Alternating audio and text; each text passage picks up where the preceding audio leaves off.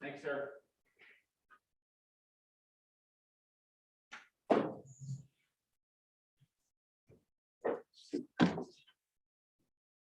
So if I see a bald spot on the back of my head. That's funny, I was going to say tail back.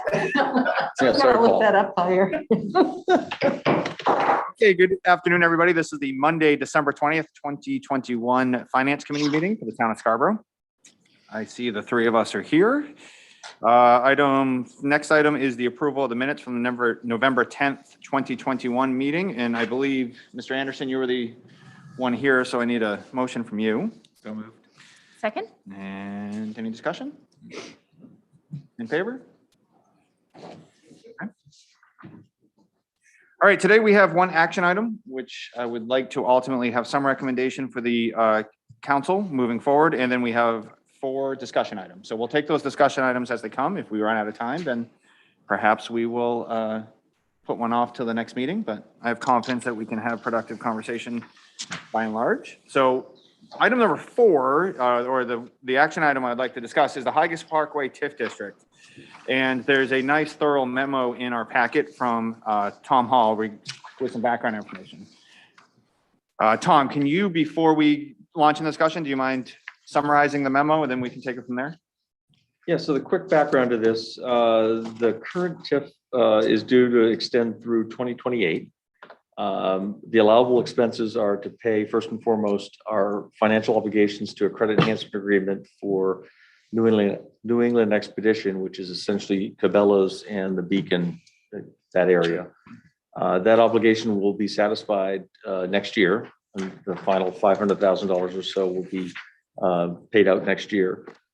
Beyond that, and really the central point of this is for the town to recover costs it's incurred through issuance of debt and putting in all the public improvements to enable that area for economic development. And that's an ongoing matter. Debt service is expected to be retired next year as well, coincidentally. But over the years, as the TIF district has underperformed, the general fund has been paying those bills, if you will. So there's a deficit that's been created, and we'll certainly pay ourselves back in that regard. And really the discussion tonight is, once we've kind of satisfied those obligations, should we extend this to the maximum allowed under statute, which is a total of 30 years? And I try to lay out what I see as kind of 4 major benefits of doing so. The first, we'll obviously pay the deficit in full. And in doing so, we'll improve our fund balance position. And by that, and Ruth just pointed out an error in my number 2 there, the deficit is actually shown as assigned fund balance currently, and it would become unassigned as it gets paid down. And so that's almost a dollar for dollar conversion to the good for us in terms of how we calculate our unassigned fund balance. I can't overstate the importance of improving that position as it comes to credit rating agencies. And Ruth and I have struggled through this very discussion with the analysts each and every time we sit with them. In recent years, it's been improving, so it's an easier conversation, but this is going to be a huge help to us. In addition, we've talked around this table before about just the overall benefits for from a tax shift point of view that would be certainly extended.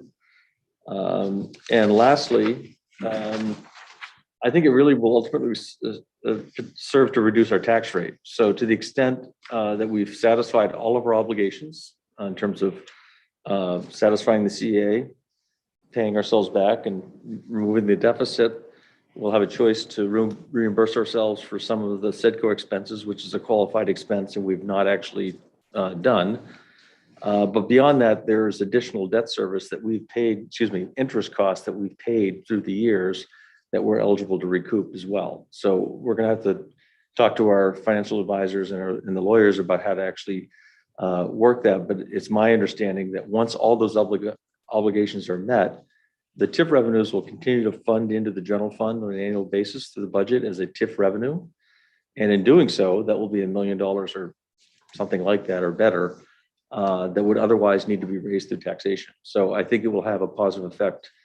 Dare I say, lowering the tax rate, stabilizing it might be a better characterization. So I really do not see a downside. To do this, it's a fairly simple action on the part of council.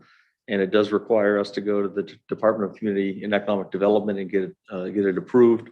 Essentially, they look for statutory compliance.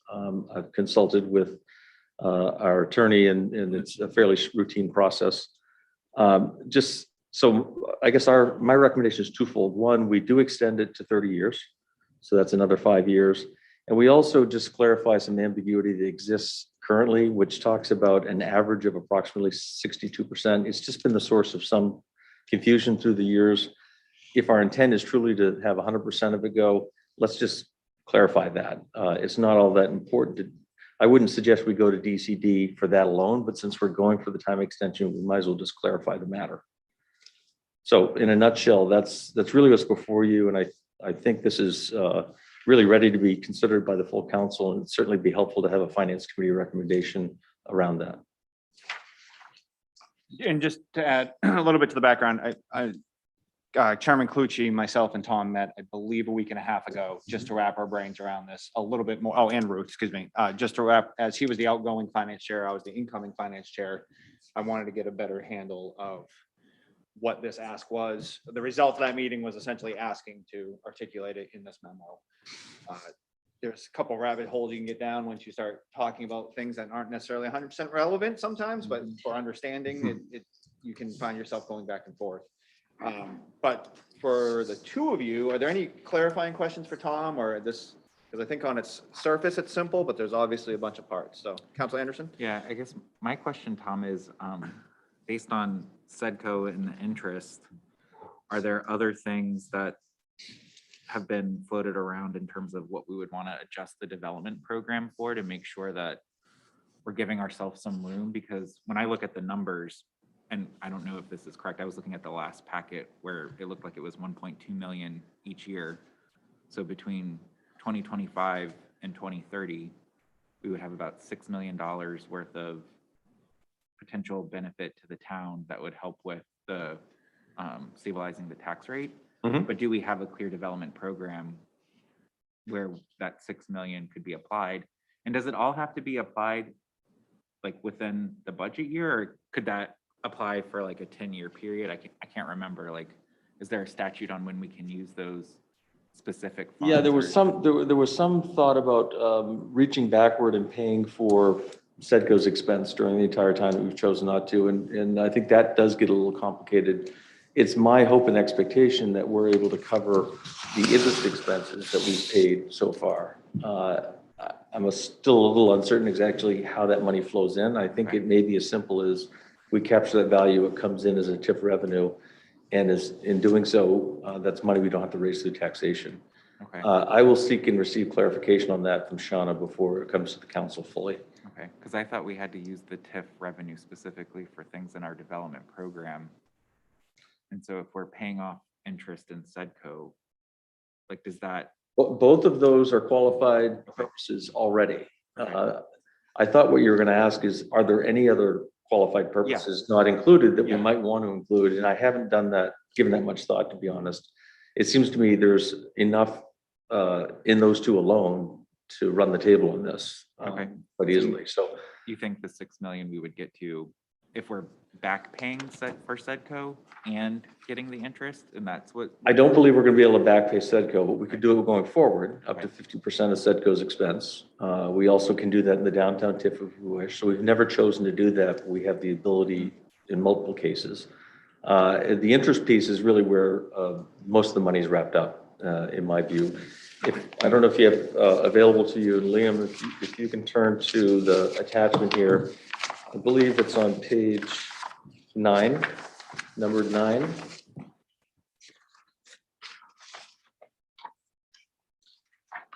So table 1, if you look at that 18,318,300, I believe that's the amount we are able to reimburse ourselves for those qualified reasons. And you have to look at the footnotes. SEDCO's included in there, as are all debt service related costs, that would be principal and interest. And so in my view, and again, it's subject to final confirmation, verification from the attorneys, but I believe we're far from that. And even with this 5-year extension, we'll never realize that total. Mhm. So I don't think we need to search for other qualifying purposes. So, but for SEDCO, like say it's just the interest in SEDCO is what we decided, the only thing we're gonna use these funds for.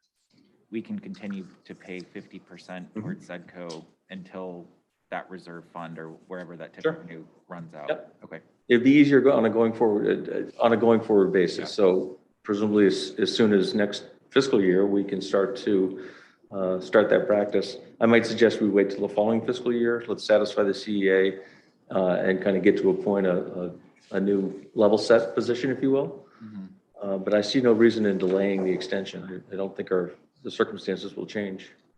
okay.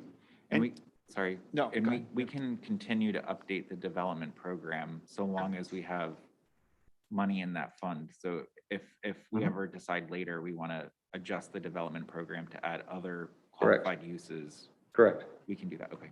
Yeah, the other thing I'll just mention, because this is performed so poorly, I'll say, and we've never enjoyed monies flowing into the general fund. The good news about making these switches now is we're not used to that money in the general fund. It's not as if we have to wean ourselves off that. So this is about looking forward, and we shouldn't feel any pain as a result of it.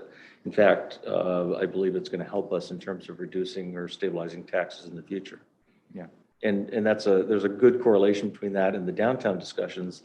That TIF is at its infancy, is just starting to perform. The good news is we're not so wedded to and accustomed to lots of money flowing in that if we choose to increase that capture rate or do something else with it, the sooner we do that, the better, just because we won't have to kind of turn off that spigot and raise it through general taxation. Yeah. So that's a discussion for a different day, but I think it's timely. I think maybe just for the finance committee to think about, because I think this has been a topic that's come up whenever we've talked about TIF revenues and how we apply them, is do we feel comfortable using them for like operating expenses like SEDCO essentially? Like, would we want TIF revenues to be funding that? And I feel like if we did that over an extended period of time, it makes sense, but I wouldn't want to do it like just for 3 years and then all of a sudden then it goes back to the general fund. To answer your point, I would propose we do that through the downtown TIF. We have I think up to 100% covering SEDCO costs through that. That has 27 years left running time. And that's some of the low-hanging fruit that we looked at earlier, is to the extent that we can cover existing operating expenses with TIF revenues, that just makes perfect sense. Okay. And just to clarify one quick thing is, the difference between retroactively going back for SEDCO is that was part of an operating budget, right? Where I think some of this interest, we shifted some accounts around so we can go reimburse ourselves, right? So I think when we're paying ourselves back in interest, there's actually some accounting mechanism that already exists, right? But with SEDCO, the reason why we're not quote going retroactively is because it was in the operating budget and it's already been spent. Okay. Does that make sense? So Yeah. like to me, SEDCO, in fact, I'm mulling over making this recommendation of just cutting SEDCO out of the conversation and dealing with the let's revisit that when we talk about the downs. Yeah. Right. And keep this simple and just say, hey, we're going to just apply this towards paying our back in interest. I mean, we have more than $6 million in interest we can pay ourselves Yep. back. So that's Okay. That's what I'm thinking, but that's. Yeah, and I think your questions are great, and I suspect we'll have more of the same from the full council. So I think I'll probably have Shauna at that first meeting to be able to kind of get everyone on the same page. And in the meantime, I'll certainly verify with her that what I'm telling you today is accurate. But it's best to have her here and speak directly to you. Ruth, did you have something? I'm sorry, I cut you off on this. Only that I think somewhere in here it talks about SEDCO and you can only use the TIP revenues to reimburse it based on the percentage of time they spend on that TIF. And probably back in the early days, it would have been 100% of their costs could have gone towards this. But for the highest TIF specifically, there isn't probably as much time, but as the town manager has said, it's probably a lot more for the downs. And the other ones, actually, all the other ones. Still a lot of time spent on Higas. Yeah. That's just how, do you have any questions? Or? No. To your point, I do think that there's probably some benefits to just keeping it clean and not necessarily having the SEDCO conversation as part of this discussion. If we know that we have TIF revenues that we can use from another account, that might be an easier proposal for the council. Yeah, I would support that. But Tom, what is the actual interest that we are owed back? I don't recall what that number was. Yeah, I'm afraid I can't quote that off the top of my head, but I know if you look at the total amount that we've reimbursed ourselves, including the deficit that we're owed, monies we're owed through the deficit, it falls way short of that $18 million. So I just want to verify that what I'm telling you complies with the law, and that we've been carrying and calculating that interest separately so we can account for it. I think I've got a list of the debt schedules that pertain to HICUS, so I can tell you how much we've actually spent or will have spent. But I don't think I have it here today. I think that we would had them be- at the meeting, so I think I had them at some meeting, yeah. I have, they're easy to Okay. have them. So. This has been complicated by the fact that in 2014, when we refunded all of this along with some other borrowings that we had. And so they've been commingled, and it's really hard to kind of trace that back now. We have all the detail, but it's not as simply as picking up an amortization schedule and saying, aha, this is the interest expense. It's been modified several times throughout.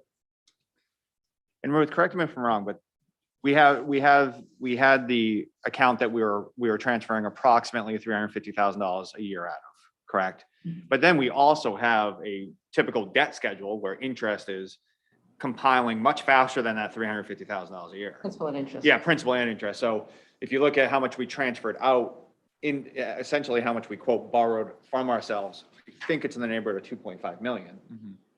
But I believe what we can pay ourselves back is much more than 2.5 million, because we still had to finance the sewer and all that fun stuff, right? So there's two different, my understanding was it became a little more clear when it wasn't just that $350,000 we were paying.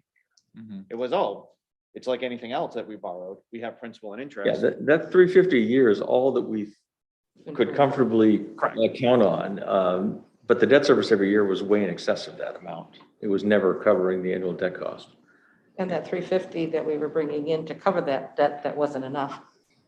The TIF revenues were only like 150. Right. So that deficit was growing over in the other fund as well. And I think we're referencing just last finance committee agenda too. I think it's all right there too. So. And I hope this body will take up the downtown TIF. It's a related, but certainly a separate discussion. And I appreciate your points. I think the SEDCO conversation is better placed there, just in the context of, well, with the additional runtime of 27 or 8 years on it. And then the premise of looking at what we're already spending money on in the operating budget, covering by TIF revenues, I think it's a cleaner conversation. Mhm.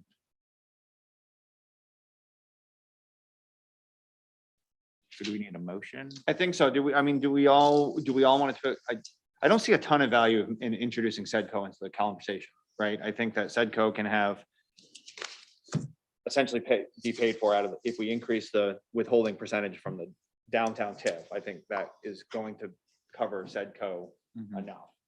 I feel Yeah. like making this cleaner makes more sense. Yeah, I would just suggest when this does go to the council in your memo, if you Mhm. were to update it to like dig in a little bit more on this interest piece. Okay. Because that didn't come out as clearly to me as this conversation did, and Yeah. I just have a Fair sense enough. the other counselors will want to understand that a little bit better, and it might help move this along. Fair enough. Yeah, agreed. I just want to be clear on the SEDCO point. We could do one or two things. We could just leave the development program as it is, which authorizes us to do it. It's whether or not we ever choose to, and I clearly hear your preference. Or as part of this amendment is to remove the SEDCO reference altogether. What's your preference in that regard? It may be best, if I could, to just leave it in there, so we always have that available. It's just whether we ever like to do it. Because then we're not really, the only thing we're really changing then, it's not the development program, which that seems like, is that a bigger lift if we were to change? the Not development necessarily, program? no. I don't see a whole lot of value in changing the development program just to remove the SEDCO piece. If we're not going to address other parts of the development program and as long as that interest piece is included and that's our intent, then yeah, I think there's a difference between having it listed in the development program and having it be a key point of discussion for the council. So, Liam, could you just scroll down slightly? The only exception to that is I would like to remove or just clarify the 62%. If you back oh, up that's right. the upper page, just above table 1. Right But there. with the 62%, I mean, to me, immediately after 62% is our estimated annual increment of $1.1 million, which Exactly. never happened, right? So until I think now, right? So when this was written 15 years ago, Mhm. right? I mean, we missed that mark by about $1.1 million a year. So it makes sense to me as a reader why this was only 62% at the time, because we were expecting estimated annual tax increment of 1.1 million. Where in reality, 100% of everything we've been brought in has been cut back, correct? And I think there was a question on it a few years ago, and Shauna, our attorney for the TIFs, sent a letter to DECD and up at the state, Mhm. essentially clarifying that that's an approximate, so we can do 100%, there's no issue with that. Yeah. And they didn't disagree, so I'm assuming that meant they agreed. Yeah, and so I just want to remove any ambiguity. It Yeah. comes up as an issue every time I hire a tax assessor. I knock on wood, I'm hopeful that I won't have to do that anytime soon. But there again, if it's our intention to have 100%, let's have it state that. So those are the two changes. One would be extending to the full term, 30 years. And the second would be to remove the reference to 62%. And your memo, let's include something that references the table, but clearly just states it in a small paragraph too, instead of just attaching the table. Because that, every time we look at the table, I feel like it takes 20 minutes for us to figure out where we are in the table. Table, Just the debt service table. oh yeah, I guess what I'm saying is for 7 of us to digest this all at the same time, to clearly say, hey, we can comfortably reimburse ourselves X amount of money in interest using this, which I think is I will get upwards that of. answer from Shauna and I will have her Yes, yeah. present to be able to answer that definitively for you. So that was a very good suggestion. Thank you. Councilor Anderson, are you comfortable making a motion? Yep. All right. So I move that we bring to the council a recommendation to extend to the full 30 years of the TIF for the Higgins Parkway TIF and remove the reference to 62%, And include 100% in its place. include 100% in its place. Second? Any more discussion? No, my only thing is I appreciate the memo, updating the memo well. Yeah. So, Will do. Okay, with that, all in favor? That's unanimous. Thank you. So I'm going to take a crack at, before Ruth takes a crack, I'm going to take a quick crack at trying to express the debt service item. Liam, do you want to operate and I'll speak? Yep.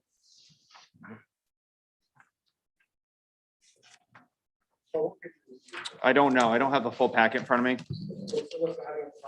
Future debt service obligations for current debt, blue title.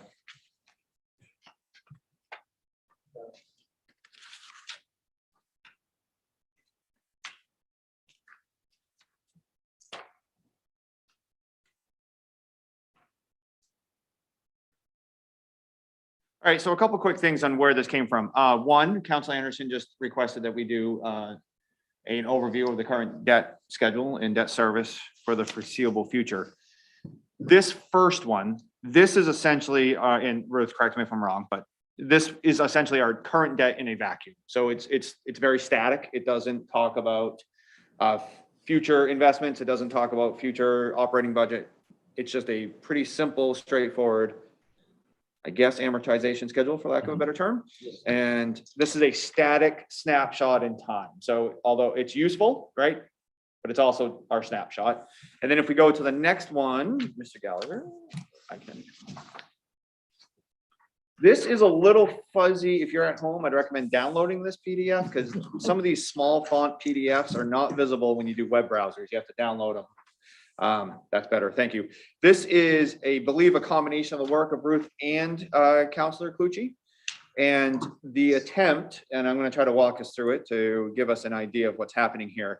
There's a couple assumptions baked into this. And one of the assumptions is essentially that we're going to have a net change in our operating budget by about 4.5% a year. So that's just a built-in escalator on this spreadsheet. So it says, okay, here's our current operating budget, and we're going to escalate that at about 4.5%. Where'd that come from? It's essentially an overestimation of our median for the last 5 years, I believe, right? So this starts to get into a dynamic modeling of, hey, let's assume that this increases 4.5% a year. Then what we have is essentially we have in column 3, which is the total debt payments. I believe those are taken closely. Yes, those are taken from our static amortization schedule that you just looked at. Yep. And then in the blue column, the first blue column, that is essentially an average of, hey, how much do we usually spend in our CIP on roads, infrastructure, and all the fun basic stuff? Throwing a fire truck, maybe a track field once in a while, and some roads. So, and again, that's just modeling. And then in column 6 is the debt service capacity of 13% of the operating budget. So essentially what column 6 is saying is, hey, if we assume that our debt service payment every year is approximately 13% of our operating budget, that's how much debt service capacity we would have left in those years. So we pay off our debt, we take on a little bit more debt for infrastructure, and this is our capacity every one of those years if we wanted to, let's say, stick to 13% of our operating budget. 13% of our operating budget just is essentially is an average over the last 10 years or so. Then we have, then essentially what we do is he layered in some possibilities for a library school and the quote big 3 that we've come to know and love, and essentially layers those in, and it says, hey, this is how much debt service would be on those. That's in column 11. And then lastly, the final column is, hey, if we follow these assumptions, which by the way, these are big assumptions, they're reasonable, but there's lots of assumptions here. If we follow these assumptions, so here are the assumptions: 4.5% growth in our operating budget, keep our debt service payment at about 13% of our operating budget every year. We continue to fund our typical infrastructure costs. And by the way, then we fold in a library in the first couple of years, a school the first few years after that, and then a community center the first few years after that. How much debt service capacity would we have left if we wanted to stick at that magic number of 13%? Did that make any sense, by the way? Yep. Okay. Yep. Whew. All right. So this is this is an attempt to answer the question, can we afford it? And can we afford it under certain assumptions moving forward? This by no means is something out of committee. This is Councilor Cucci taking Ruth's work and doing some assumptions. He does not claim ownership on this. He's okay with us tearing it apart or changing the assumptions, but at least it gives a more dynamic approach to debt service and I think by and large, his assumptions are absolutely reasonable and enough to at least have discussions. Whew. So with that, a couple things of note. You will notice that it assumes the library essentially passes next year at a price tag of approximately 16 million. It assumes a school closely follows there after that for the price tag of approximately 80 million. And then we take on a $50 million community center sometime within the next 15 years. Okay. I don't have an objective for this. I think it's just important as a new finance committee to get together and try to wrap our brains around it. I welcome any discussions, questions for Ruth, or insights, thoughts, or what have you. But I think it's a great exercise to do and give us an idea. One of the things I'll just start personally, Tom, we do currently have a policy about a % payment of our debt service, or do we not? We do. That's really, it's in our fiscal policy, and it's really part of the dashboard. It's meant to be a financial indicator that Yep. when I can't quote it, but when we rise above a certain percentage, it's a red flag, and it's Yep. really intended for us to say, hey, what's going on? This is a trend going kind of in the wrong Yep. direction. So that's really how it's used. As a practical matter, the way we've been able to kind of keep our tax rates predictable and, within reason, if you will, is to try to maintain that debt service at that 12-13%.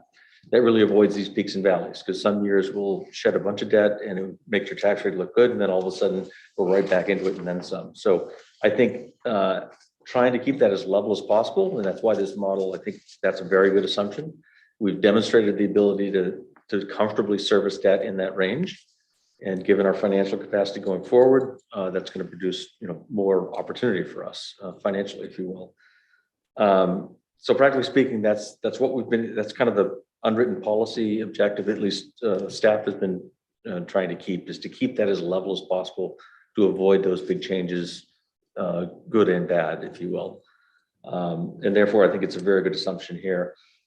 If I could, I would also comment, I think his estimates of kind of annual CIP borrowing, if you will, is within reason. And I think there's good history to support that. And he's grown that over time commensurately. The real question is these big, large capital items and when you bring them on. Who knows whether all three will move forward. They certainly will not move forward exactly in probably the order or the timing that he suggests here.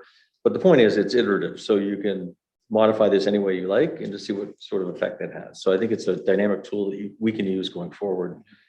Not going to answer any questions today, but the one I hope it does answer for you, Councillor Anderson, is the amount of debt relative to our operating budget is a comfortable number. It's a scary number when you look at the total debt we have on the books.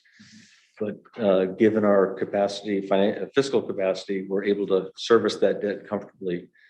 And I think that's validated every time we go to the rating agencies. We're not over leveraged in that way. While money's cheap, tax-exempt financing is a very reasonable way of financing large capital investments. And I mean, it's certainly within the purview of this committee to perhaps craft an idea for a policy moving forward if it helps us make the decisions, right? So, if we wanted to try to codify something that helped us work within a framework down the Just line. one final point, I'll just relate, Joe Cutero, who's our financial advisor, made an interesting observation. It sounds simple, but it helped me understand. He said, he represents Portland and other communities. He said, Portland High School was built 100 years ago. Yes, it's been improved and whatnot, but we're still a growing suburban community. And so in many respects, we're buying things for the first time. And maybe we're second generation making investments, but for me, that was just a helpful way of understanding we're carrying, relatively speaking, higher debt than many of the surrounding communities, but we're, much larger than them in many respects, and we're growing at a faster rate. And so it should come as no surprise. We're needing to make these investments larger and sooner than others. Yeah, I was just gonna say, I tried to read our fiscal policy Good luck. while I looked at this. Yeah, and I think that's the challenge, to be honest, is like, It only took us 4 years to draft that. So I mean, like, I just feel like we could simplify it significantly. Like if the principle that we're gonna be managing to or suggest this council and future council should try and manage to is this 13% consistently, I would like to see something like that included in our policy so that it's much more clear, because right now there's so many percentages floating around in there, and some of it seems like it's from state statute, some of it's our own. Are they additive? Are they like, it's really confusing. And I think maybe that's part of the challenge, because like when I look at this, just my first read, I read it as our debt should not be greater than 8.5% of our last state valuation. I don't fully understand how, if I'm reading that correctly, I don't understand how this 13%. we can do that. I don't think he did that calculation. Yeah. I think we're very comfortably with below that standard. Well, our state valuation is about 5 5 billion. billion. Yeah, So so it's, 10% that would be 500 million. that's huge. Okay, Yeah. so we're well under that. So again, like that's where we're talking different Yes. metrics over here, and I Yeah. feel like it would just be cleaner down the road if we were to update this fiscal policy to reflect truly how we're looking at it. And maybe 13% is too low, and maybe we need to like cap it higher, but knowing that we want to stick to around somewhere between 10 and 15% or something on an annual basis, I feel like could be a metric we might want to include in the policy down the road. Tom, is that state valuation, is that a state statute? And if it is, why aren't we just striking it and just letting the state why do I we? think it was more of a recital, just in the context of this discussion. We want to make sure that, just so you know, there are statutory guidance. Sure. I think we've all agreed every time it's come up, we would never even think of borrowing, to that level. But there's significant capacity. It helps just frame the conversation. Wow, $100 million in debt is a lot. Well, statute allows us to go to 500 million. Yeah. It helps get people back away from the ledge a little bit to think that we're, perilously close to borrowing too much. So it was there as just a recital. Mhm. And then the second part was there just at some point in time, there were a lot of discussions about how high our debt was. So the town instituted like a local limit, which is the lower numbers, Mhm. but I think we're still way away from those two. Okay. Honestly, I wasn't being very facetious, a little bit, but it took us about 4 years through successive finance committees to come up with that policy. And I think we all agreed it was complicated in the end, but it had the fingerprints of probably 12 different elected officials. I will say Peter Hayes was the driving force, kind of the constant throughout all of that discussion. But people came and went, and it got terribly complicated. I'm all for simplicity because I feel like, especially on this topic, Yeah. it can be complex, and I feel like this policy isn't necessarily helping us have that conversation with the public. The other thing that can happen is we can update this with the actuals. So we, hopefully that some of those percentages may start to maybe become clearer. Mhm. So I don't want to open up a can of worms, but are you suggesting that we revisit our fiscal policy at the next finance committee meeting? As chair, I leave it up to you when you would want to do that, but I mean, I personally think, again, the first thing I wanted to do after I saw this was read it and make sure I understood Yeah. the relationship between the two. And You're supposed to. when I got to page 8, like my eyes glazed over, and I like read it 3 times to try and see if I could make sense of it, and I couldn't. And again, I just feel like for the public, because it's such an important policy, we should make it as simple or as clear as possible. It might be complex, but like at least what's in there right now, it doesn't really tell me, like, as a council, how are we making decisions as specific as Right, this right.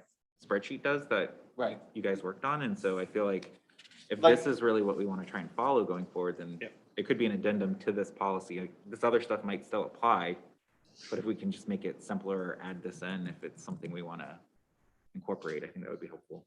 So here's something to think about. When was the last budget season that we referenced that? Yeah. Right, that our debt is at, right, so Not in you're my right, time. I mean, to take more of a budgetary approach to some of these conversations, which is when they mean the most, and people, Mhm. and we are focused the most on it, it's probably worth doing. Mhm. I mean, yeah, if we as a committee can't do a quick check on our fiscal health and reference it to the policy, and we have to spend an entire meeting trying to cross-reference the two, then that means to me that the policy is not particularly helpful for the conversation we want to have. Mhm. And so are there changes or amendments we could make?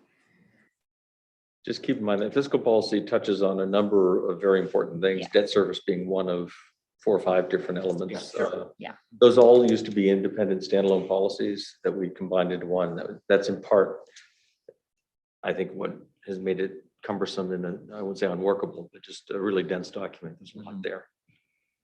I think Counselor Clucci probably understands it, but I don't. Well, let me ask you this, when we rewrote the GMO is not in 405 anymore, or was it in 405? It still is. No, it's a separate standalone Right, was document. it in 405? No. No, it wasn't, okay. I feel like we dealt with an ordinance lately that we specifically carved it out because for something very similar, that we felt like it was part of a 9-page document and it wasn't. Hmm. But I could be misremembering. But Yeah, I don't remember. I think maybe something too to consider about like how we continue to refine this, because I love this. I'm referring to the spreadsheet that Counselor Clucci helped create. Like I feel like there's some relationship between our debt payments and the tax rate that we should also kind of keep an eye on. I'm not sure what that metric is, but it's like also knowing how much is our debt contributing, our debt payments to the mill rate, and just keeping an eye on that over a time period too, to make sure, are we keeping that consistent? So I love the metric of the 13% or trying to keep it around 13%, but is there some other metric that we also need to pair that with to make sure that we're not relying too much on debt to finance things, or again, it kind of helps to like look at the timing of when we bring out that debt a little bit, right? Which is kind of what we have here on the spreadsheet to just see, you know, if we wanted to stay in that threshold and still have some remaining debt, like how would we have to time those? So I like this as a tool to kind of like play with and just. Right, that's all it's intended to be. Keep in mind, you know, I think we're committed to also finding ways to kind of finance as we go. We're talking about establishing equipment reserves and those sorts of things, which will affect this, right? I don't want anyone to be misunderstood that just because we can go to 13%, we're going to. Yeah. It's really intended to demonstrate that's what we've done historically. We've demonstrated the ability to do that comfortably within our means. And that's the way to keep your tax rate stable and predictable. If you get, you know, way above and way below that, that's when the yo-yo effect happens. And that's probably the single biggest thing that can affect your budget on a year-to-year basis. You know, we'll make incremental investments here or there, but as you see from that first very static look, you know, there could be some big swings. You know, look in 2024, we're going to have $1.7 million less in debt service. Yeah. That would artificially drive down your tax rate in that given year. Sure. Might make us all feel good that year and we'll get a budget passed, but then we're right back at it the following year. I'm trying to explain why. So one of the things that this assumes too is like, I'm assuming it assumes this, is that we're keeping our current debt rating, which is really good, right? And so what's the sensitivity to this model if we were to go down just one rating? Just to know like what would that impact actually look like? We have that. I think every rating is about 10 basis points. So I can dig that out and provide that to you. In all our conversations with the rating agencies and our financial advisor, I think we're in a very strong position, particularly with our future growth potential, if you will, of not going backward. In fact, to relate back to our last discussion, if we can address that deficit, that is really the only black mark on our financials. And in doing so, help our fund balance position. Having said that, for us to go up is exceedingly difficult. We're so close to the top. I think we're third highest rating you can get. To go even to the next step is probably outside of our reach and not worth chasing after, because the gain is only 10 basis points in that direction too. So, you know, we do have a good rating and interest rates continue to be very cheap.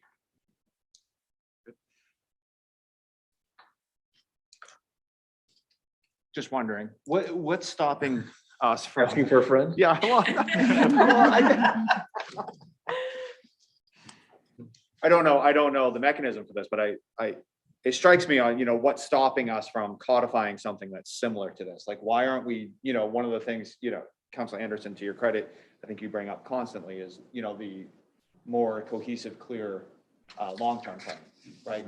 So I guess I'm literally just thinking out loud on the spot. It's, you know, why aren't we as a council and as a body looking at the years from 2023 to, let's say, 2035 and actually, you know, yes, there's some moving parts, right? The voters have to pass it. There's, you know, I don't think the school's only going to be 80 million. I don't know, but why aren't we actually trying to make this as much of a reality as we can, to at least, we're missing a framework a lot of times in our decision making. Yeah.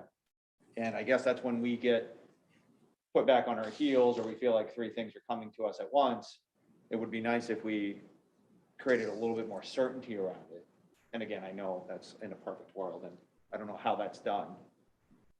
Right. But, you know, in the library is looking to get on this next November's referendum, correct? Right. So we're going to find ourselves looking at the library in this vacuum and kind of just screaming about the, you know, is the library worth 14 million or 16 million, or perhaps it's 7 million with some of their fundraising. I don't know what the number is, but it'd be nice to start trying to shift our thinking in the context of a 20-15 year plan here. Yeah. And I think it would have to be like looking at multiple metrics, right? Not just the mill rate, but that is one metric. But, you know, if we have it as a goal to try and keep the debt service is around 13% of budget. And then what are some other things that we would want to look at this holistically on, just to kind of more as a tool for us to help plan and align and see like how the decisions we make today might impact tomorrow, knowing that there's more uncertainty in the future. Yeah. But still at least trying to like use this as a mechanism to have that conversation. Yeah. Because I really do like this, and I think it's definitely a step in the direction, but it's like one metric that's critical to the conversation. So what are the other things like this that we would want to have to be able to, again, just take some of these big decisions in front of us? Because like even at the meeting last week with the Downs, like there's that valuation component that they're going to bring with growth that I think we're going to want to have that separate view of like, well, what happens if we do allow them to grow at X pace? How much revenue is that bringing in? And is that offsetting the tax rate enough? Or like, I think there's, I'm not an economist, but I know there's like a formula somewhere that probably comes together. Maybe your AP kids could take this as a project, but like, you know, there's clearly some, like I took Econ 101 in college. So I know there's like some charts that need to be drawn to like find where the sweet spot is. And I feel like we have the beginnings of that, and it's just trying to figure out like, how do we actually build that model so that we can have, you know, the conversation and see how things shift. Mr. Chairman, with respect to codifying this, I just make two comments. One, in spite of our best efforts, one, looking out 10, much less 15-year on horizon, I think is exceedingly difficult. You know, a council probably has a 12-month view that it controls. 3-year at most, and so just you'll have a different set of actors, and so whether that codification prevails over time, I'm not saying don't do it, but just appreciate it can change. The other thing, in looking at these two of the big three here are going to be forced by some external factors. Yes, the council is the one, the gatekeeper so-called, and will decide when something goes to voters and when they won't. But you've got the Board of Education and the whole school community is going to be kind of pushing a timeline that makes sense for whatever reason. I'm not, you know, in a position to say whether it's right or wrong, but, and the same with the library. And you're going to be reacting to this external force, which may be different than what you predicted. And so there needs to be some understanding and flexibility built in that things change. Yeah, and I think codify is too strong a word. I just, Yep. you know, I sat on this finance committee meeting the first year I was elected, and we had a fiscal health dashboard, and that's gone. I don't, you know, we didn't really, right? So, or it's somewhere, it's floating somewhere in Larissa land, I think. But, and that's not a knock on it, but to exactly your point, when these things come forward, I feel like there's a lot of institutional work that we did that gets ignored. So I wish there was a way for us. I don't wish, there needs to be a way for us to just something like this. To just help guide our decision making, that's all. So I'm not disagreeing. I'm not Yeah, suggesting no. that we're codifying any of it. I'm not trying to vote on these three, bro. Yeah. I'm not trying to do any of that, but I think it's a really good point that, you know, we kind of manage annually. But I think even like having this long-term view could help with that annual management, meaning like if we have this and the finance committee before each year looks at this and kind of brings to the council a recommended goal or something that says, hey, looks like our debt service is at a point where we don't have much flexibility, so we should be careful not to fund any major investments over $10 million or whatever. And that kind of like helps to set that annual view, but looking at the long-term picture.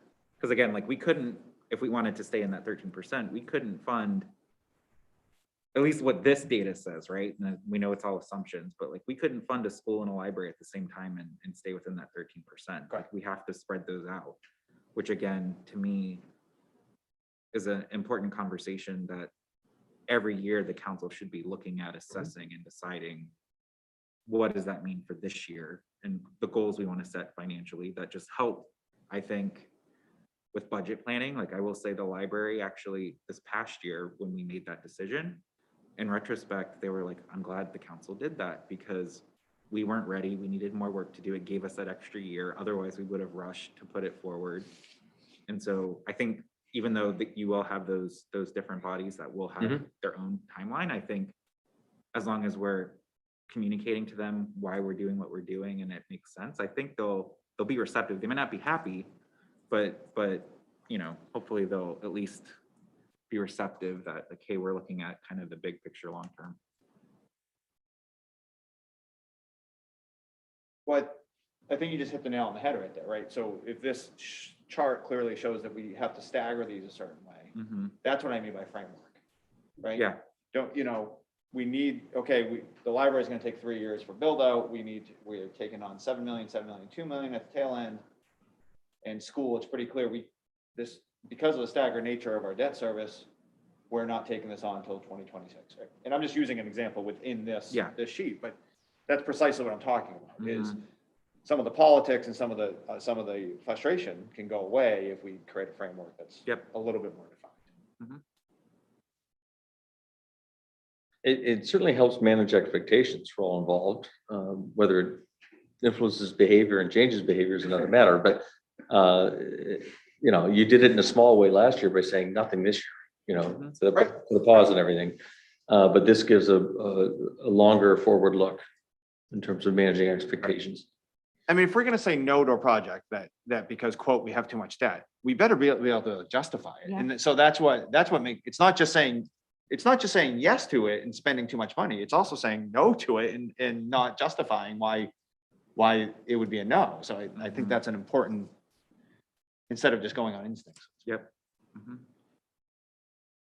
Ms. Either, do you have anything to add before we move on to D? I don't. This is a lot to think about.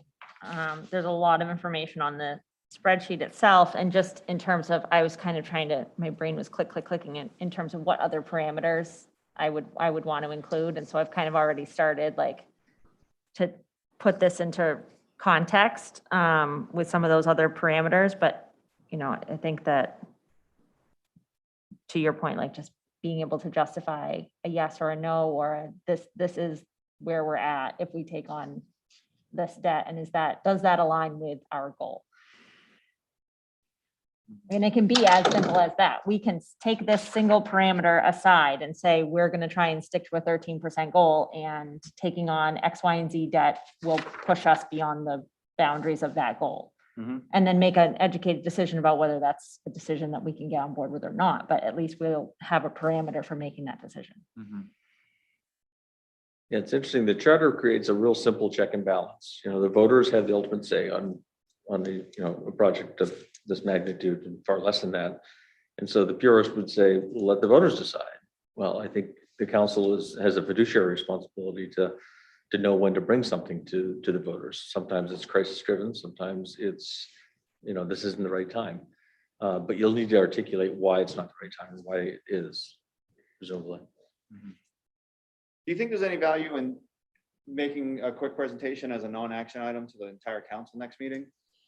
What do you think, that's getting too far out of our lane, or do you think it's worth at least showing the spreadsheet, talking, and just, because I think it's important that if these things, they can either fizzle out, right? Or there can be a little bit of energy around. Yeah. And I would like to know if what we're talking about is even appealing to the 4 other people on the council as well. I think they would like it. I'm just talking a 5-minute non-action item, Yeah. just presentation of. And I mean, I feel like getting just like some crisp talking points too, for when that question comes up, because it comes up often, and it's one of those things that it's like, you know, now I feel better positioned when someone asks me, does Scarborough really have the highest debt, or whatever the statement is. It's usually about something about the amount of debt we have. Per capita debt. Per capita. And I, you know, just knowing that, well, the state makes it so that we can have up to 500 million. I think it's 400. 400 million. With We 8%, typically yeah. hover around, you know, 13% of our operating budget, which is significantly under that. And that's a commitment that the council is willing to consider going forward as part of our decision-making or whatever, as we look at budget every year. Like, I think just having some of that simple alignment across our body in terms of how we talk about it, I think would be really helpful for the entire council. My only fear is that when something like this is presented, I think it's fine at the committee level because it's a working document, is people will take it for gospel that, oh, the school is not, you know, we can't even talk about it till 2028, and forget the computer center, that's not coming until 2034. Well, we know that this is just a model, but I just fear that it'll be misinterpreted somehow. In Okay, spite so- of our best efforts to say otherwise. All right, so I- what are the next steps with this model? Nothing, or do we, and I'm not being facetious, is there a next step with this? I would like to digest it a little bit Yep. more, and then as Counselor Scyther said, maybe have us think a little bit about those other metrics perhaps that we might want to consider, and maybe use this as a base, like a new foundation for how we are going to be talking about debt, financing, other things we need to make decisions on, because I'm assuming as we work with the consultant for some of the stuff for the downs, a lot of that work might be coming to finance from like looking at numbers. Yeah. Mhm. And again, that might continue to build on this model Okay, too. yeah. So If you find yourself, maybe the best thing to bring forward in terms of codifying this is a simplification of that debt service portion of the fiscal policy. That would codify this, maybe a range, 13 to no more than 15%. I'm just throwing numbers out. We have a sense of what that means and what capacity that provides to us. And we also have a strong sense of what that's allowed us to do in the past to kind of service that comfortably. So that's something that will last the test of time. And I don't disagree. A simplification of that would be widely appreciated, I think. So there might be another way to get to it without getting into this level of detail. Mhm. And I think even just the historical stuff, the top part that John shared in his sheet, that's kind of like what got us to the Yeah. 13%. Yeah. And so I think Yeah, even just kind of boiling that up a little bit to let the rest of the council know, like, hey, we've looked at our debt. Did you know that on average, it's been about 13%? Right. And that's that's not, the angle I yeah. would take. In order to continue the conversation and keep momentum, I think that can be done at the committee level. But if we did want to just provide the full council an update about where we're headed with this, it's that we have started looking at some of the past data and we've started doing some modeling and, just to give you an idea of, for your own talking points. And if people ask you, Yeah. this is what we found so far. Maybe, Paul, maybe just during your next update at the next council meeting, when we do committee updates, maybe you could just prepare something you could share with them and refer them to watch. I saw that Counselor Johnson's watching, so he's getting all of this. And Counselor Clucci created this, correct? Yep. So it's really just, Don and Jean Marie. And so I feel like we can just keep it simple for the rest of the council. Well, let's do this for homework. Let's all reread just the debt service Yep. section of the fiscal policy. Great idea. Okay, that way, and then let's see if just commiserate amongst ourselves or over email if there's something that strikes you from this conversation and the debt service section of the fiscal policy. Mhm. All right, let's move on to discussion item C. We have Karen Martin with us today. Hi, Karen. Hi. How are you? I'm good. Good. So I'll give my shtick and then I'll let you take over for a little bit. So dating all the way back to the down CEA and then also some of our discussions that we had with WEX. Karen's always been this integral part of helping us model. And a lot of times we get your high level model and there's about 80 sub spreadsheets behind it. And then sometimes we say, Karen, you're being too detailed. And then sometimes we say, Karen, give us more detail. So the short thing is I wouldn't want your job, but but I remember distinctly about, I think it was when WEX was happening. Mhm. Sue Hamill had emailed you, I believe it was Sue, and asked about some of your assumptions and you had wrote her back literally like this 8-page email. Then you're like, okay, more to come. So but I read all of that. And in that very, very long email, I had learned a lot, right? So, I think sometimes we lose sight as counselors make these high level decisions on, we think that Karen might just be up in her office cooking up numbers where there's some very real work that's done on a national level to come to some of these assumptions. And so I just thought it was completely worth us sitting down. We have an exemption request in front of us. Those exemption requests, yes, I think it's from Jim Demisis's group, but I know that you've also worked with him and you guys have collaborated on some of these assumptions. So I don't really have an objective here, so to speak. It's just No. continuing. Last month, we started to have the conversation. And I said, hey, let's have Karen here so we can just understand it more. So that's why you're here. No specific, nothing, I'm not trying to get to anything except for just have a Sure. conversation about it. And if you want to maybe reiterate your memo and. we can Sure. talk about it. Sure. So, the model, as we call it, which is a series of many, many spreadsheets, really looks at costs, and then it looks at the revenues. And then within each of those categories, there's a lot of detail that goes into developing each side of it. But the cost side, in many respects, is a simple concept. What we're saying is, hey, if the budget tells us that Public Works has X amount of dollars that they spend in the operating budget, then what is the unit of measurement that we could divide that by to come up with a general sense of costs for that service? And do you apply it, and how do you apply that? And so that's really what we started out with, is some work that was done by a consultant for our comprehensive plan. And the comp plan, thank you.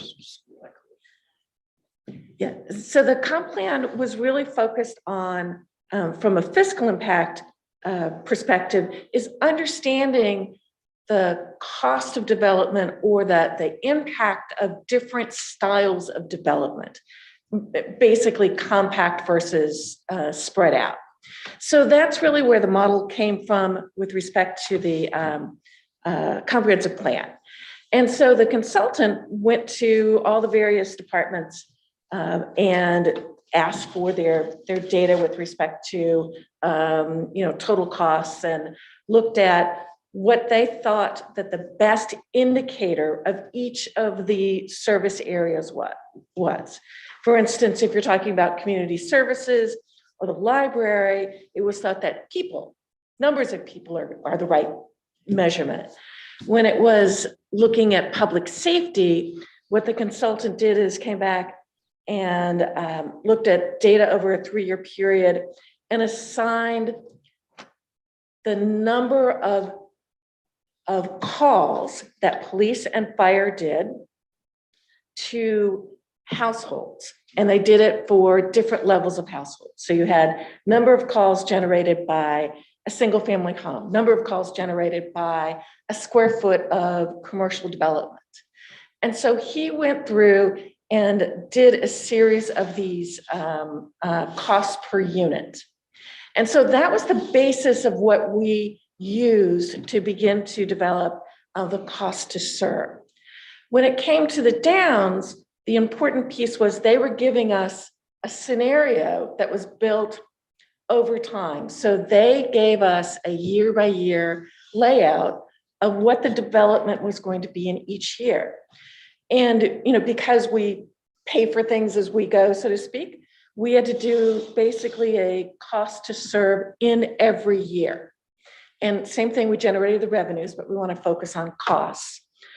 So in some respects, again, it's a simple concept, but it's applied to multiple layers. So we looked at single family, townhouse apartments, senior housing, retail, industrial, office, and I think there was some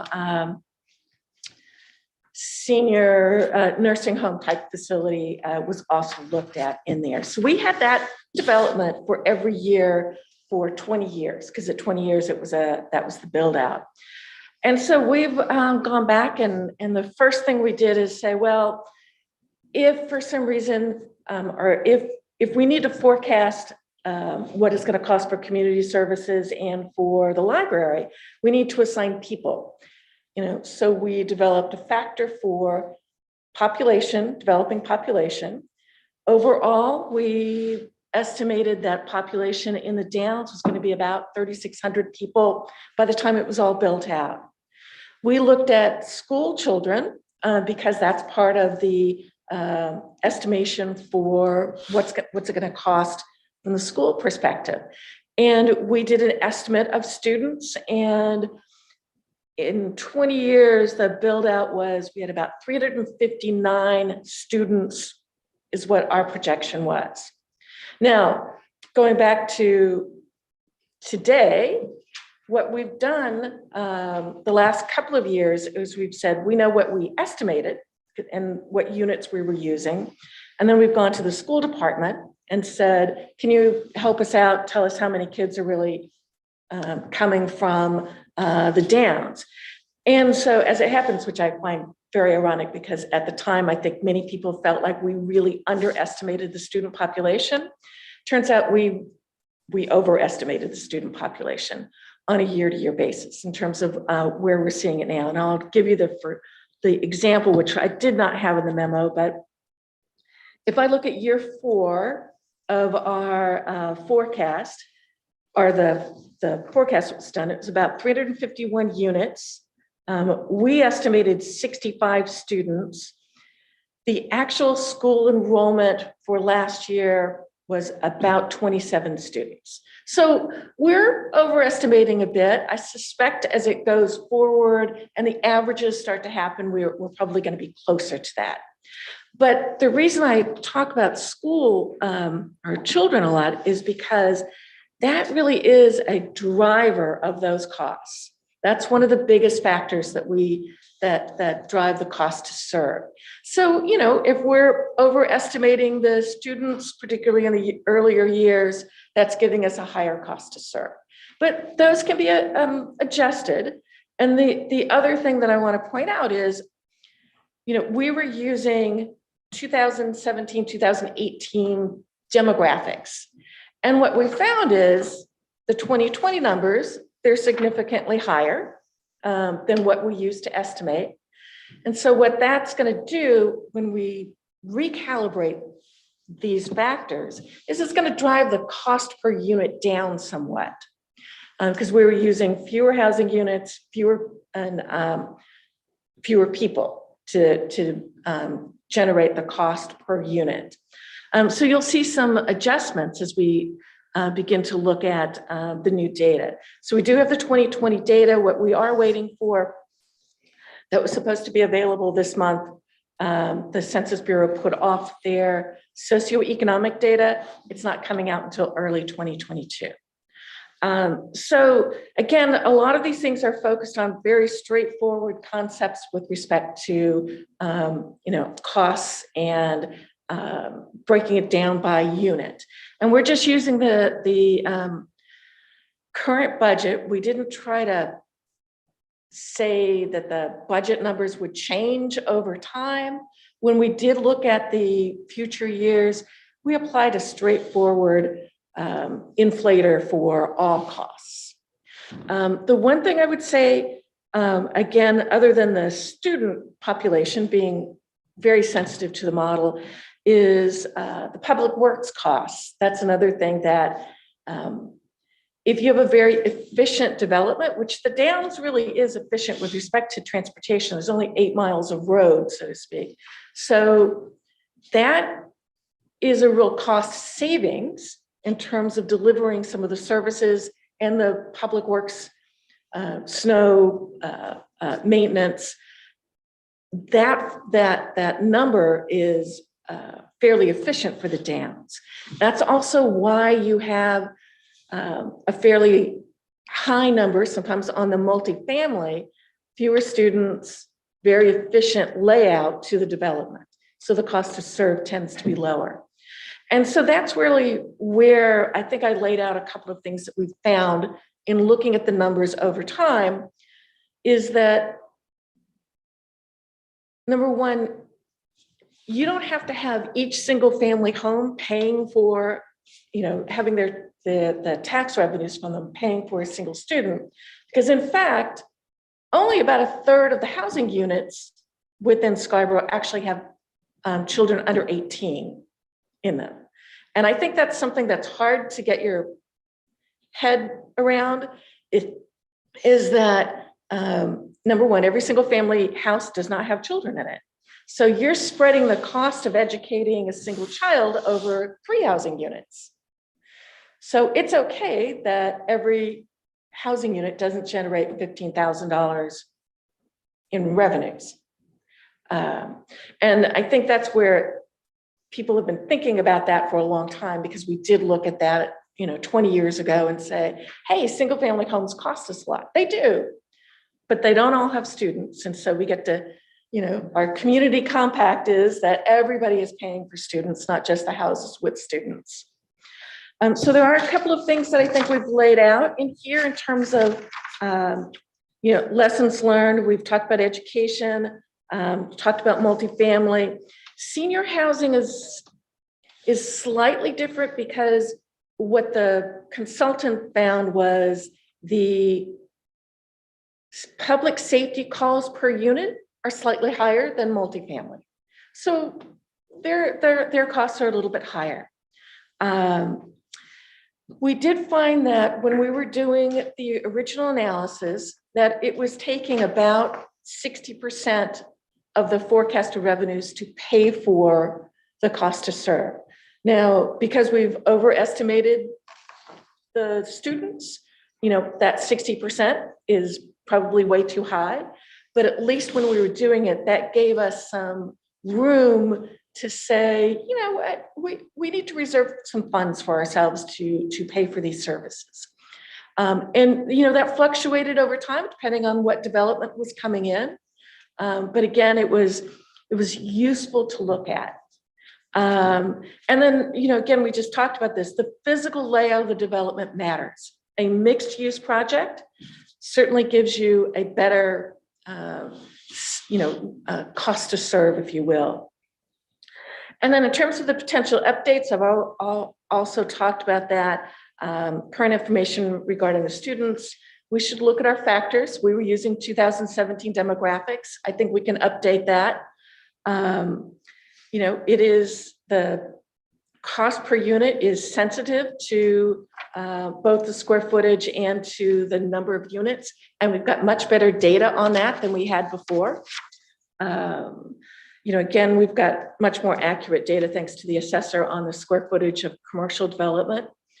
And there are a couple of more things there, but I think overall, if what you're asking me, I'm not sure if you are, but if you're asking me, if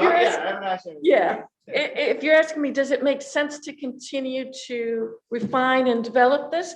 I think it does. It's not, no modeling, as you've just said, is going to give you the exact answer.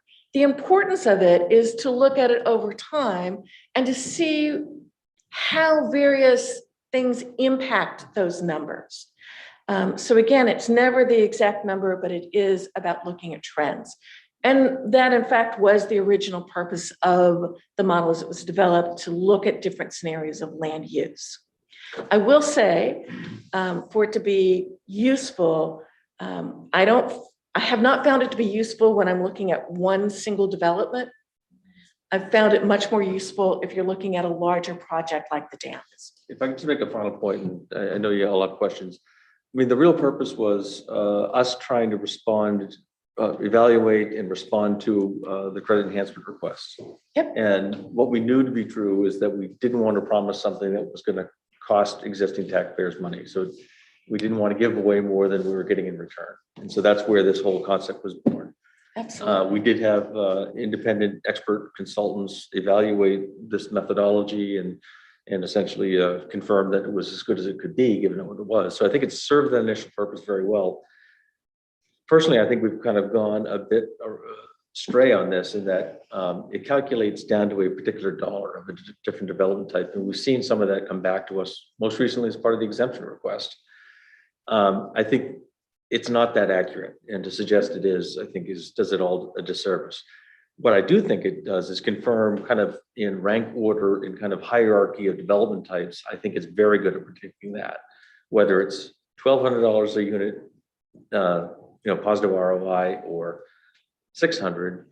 I think there's some variation in there, but I think that rank order that it suggests is something that we can have some confidence in. And finally, we have hired a new consulting team who, among other things, will be, again, looking at this, looking at methodology, Karen's sharing some of those details now and providing some commentary. My expectation is they're going to generally concur that it's as good as it can be. Yeah, I think the other point that we should make, I think I admitted in the memo, is that, we specifically looked at service delivery, not capital costs. We really felt like at the time, the capital costs were addressed either with impact fees, or there were things that would be addressed during the development process. The TMP is a good example of that. There's a lot of money that the developers will be paying for in terms of traffic improvements and other things. So this was service delivery only. And we did not focus on anything except for the line departments, public safety, library, community services, public works. And depending on the development types, the mix of services demanded changes, obviously. Yep. I think Karen kind of alluded to that several times, but the model provides a different mix of service demands depending on the development type, each with a different cost associated, obviously. The other thing, finally, I'll say is that this model also was working off a market projection in terms of what they're going to do over a 20-year build out. And so even the revenue side was a bit speculative, and we were estimating future assessed value. We now have the luxury of actually 3 years of runtime and actual values to be able to kind of recalibrate the revenue side of things as well. I think we probably have more confidence in that, and we can be very specific in that regard. Right. Barring revaluation years, I suppose, but. Right. It's a great exercise as long as you see it in perspective. And I think comparing year to year or looking at trends over time, that's really what it's very good at, and trying to assess what's the right mix that's really giving us really balancing the cost of schools with bringing on the non-residential development. A couple quick questions. So when we made the decision over the CEA, we had that 30-year spreadsheet, right? Yep. And then I think specifically we called in the independent consultant to essentially check the work of that 30-year spreadsheet, which was also, I think, a factor of some software as well that you had used, right? Am I remembering all that correctly? I don't expect it to be super accurate, because I know then we adjusted it because of the reval when we were dealing with WEX, right? So I think we tasked you to, hey, can you go back and redo the spreadsheet with the reval? And you did that, and it was super useful. Is there a way, and I know we're only 3 or 4 years in, but can we look at just those 3 or 4 years, the first 3 or 4 years, that what we originally predicted and where we are now? Sure. And just put those side by side? And again, I fully understand it's a model. But I think we vastly underestimated our revenues that we brought in. I could be wrong, but I feel like, anyways, can we do that just for those 3 or 4 years? Absolutely. Yeah. I mean, I can. And again, I know it's a little wonky, but I just would love to do it as an exercise, thinking about what happened 4 years ago, to say, hey, is this, how's this look? So. Right. And like I said, we have so much better input coming into it with the new census numbers and Right. the new socioeconomic data that will be out hopefully anytime now. But to give you a sense of units, I think the model had 351 units in year 4, and I believe Rocky said Just under 400, is that 425 or Yeah. something. So they're not bad. I think the mix is a little different Yep. in terms of what we used, and I think that affects the school. I think in the material that we had 90 single-family units going in, and I don't think they've got anywhere near that. 27 or 30 at most. Yeah. So that's it's an Would excellent speak to the exercise. Underestimation of children. Yeah. Right. I just think it would be a really good exercise for us, because I think with where we are as a council right now, our memory, we've been preoccupied for the last 2 years between COVID, the comp plan, the GMO, and right. So it's almost like we're circling back to revisit some of these things. For instance, I reminded everybody at the council meeting, and you just said, the prediction was 3,600 people, right? Right. So those types of data points would be good, just to say, hey, we knew this going in, this is where we are. Precisely what you just said. This is tracking what we expected. This is not tracking what we expected. And when we make these exemption choices, that will help us understand Sure. as well. So if we could do that, that would be sweet. And Yeah. like I said, I'm not looking for anything, super detailed, but just to, The other thing to think of with a mixed use project like the Downs, it's easy to kind of look at the different aspects kind of individually, like, oh, they did all the residential first and then they did this piece over here. Well, overall, it's still a mixed use project. Right. And it's easy to kind of forget that sometimes. We're now talking about kind of the core, which ought to be mixed use, very much more visible, right? In the same building is mixed use. But I think I'm just stating, I guess, my own limitation. It's easy to kind of get compartmentalized and say, well, where's the mixed use? Well, it's there, but you've got to look at it as a 500-acre parcel rather than Absolutely. this piece and that piece. the innovation district's like the ugly stepchild of this thing. We keep forgetting. It's- there's- No, I know, I'm saying it shouldn't be, is my point. We forget about it. So here's an AP economics question. So, no, it's not AP, but. So we talk about marginal cost a lot, right? And if I owned a pizzeria, sometimes that one more customer isn't worth it because I have to buy a whole new oven just for that one more customer, Mhm. right? So this goes to kind of the capital cost question because the model specifically ignores capital cost, It does. which I think is important. And I'm just asking, so I'm not, this Sure. isn't, and between, the good news is, and if you couple with how Mr. Hall led the meeting, he said we're kind of starting over again, right? So we need a new elementary school, we need a new library, we need all these things. Is there any concern that we didn't take into effect kind of the one more person that leads to some sort of demand on our facilities that we didn't recognize at first, right? The beach access to the beaches is a popular one. Is there anything in retrospect? And this is for everybody, I mean, including the people to my left and right. I think one of the things I feel like we've ignored a little bit in the conversation is the Downs is self-sufficient in a lot of things, but there's still people that are gonna live in Scarborough. And I'm not talking about public safety. I think we've done a good job of modeling that. But is there is there something we're missing with the quote one more that leads to, okay, we need a brand new X or Y? Has that struck anybody or? The one thing I always hear that is the consistent concern about the Downs that I don't think maybe is in the model is the impact on traffic, right? Like adding 3,000 people places a strain on our roads that really concerns people. And so how does that, and what infrastructure is needed to invest in order to alleviate that challenge? Like we talk a lot in our comp plan about connected streets and things like that, but like, what is the cost actually associated with that to bring in? Well, the That's TMP is a great TMP. example of that. Yeah. The Downs is putting in those nearly $9 million. The town has about 2 or so, and I think DOT 3. So we're going to have $14 to $15 million of improvements done in the next 3 years to address that. And I don't know that we can target the Downs entirely. I mean, there's development all around us elsewhere in town and outside of town. It's contributing to that wait time at the Oak Hill Light.